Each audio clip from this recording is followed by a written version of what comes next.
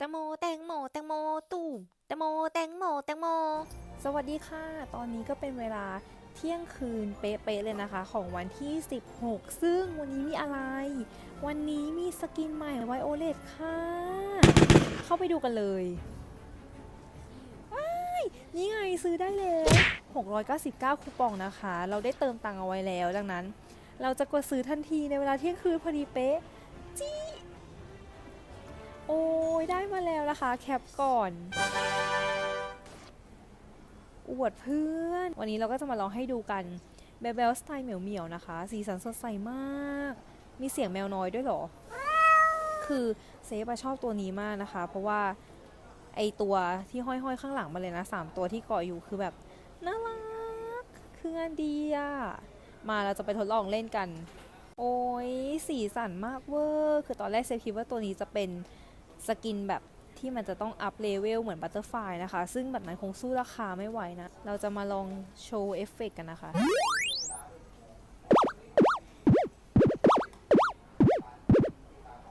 ยิงจิ้วจิ้วอุ้ยน่ารักมาก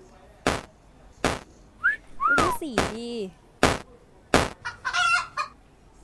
เหมือนแบบปืนฉีดน้ำอ่ะมีความน่ารักใสๆใส่หูแมวแล้วก็มีแมวกระต่ายกับกระรอกปะอะไรสักอย่างเกาะอยู่เป็นผ้าพันคอนะคะมาให้ดูท่าที่2กันบ้าง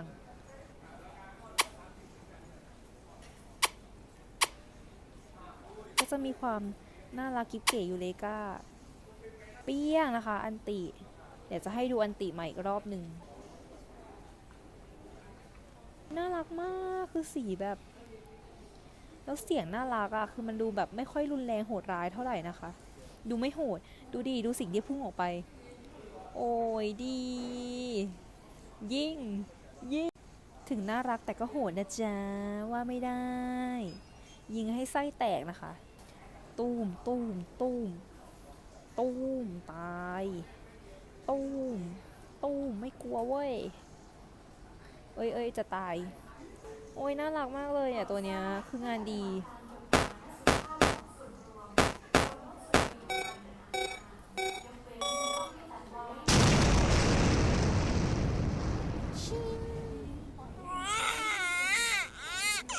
มาสรุปคร่าวๆให้ฟังนะคะเซฟคิดว่ามันคุ้มค่ามากๆเลยนะสำหรับสกินนี้ถ้าใครเป็นแบบแฟนไวโอเลตนะคะ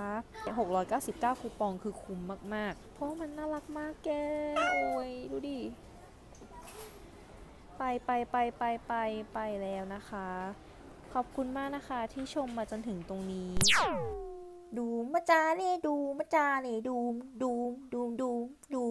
าจาเน่ดูมาจาเน่ดูม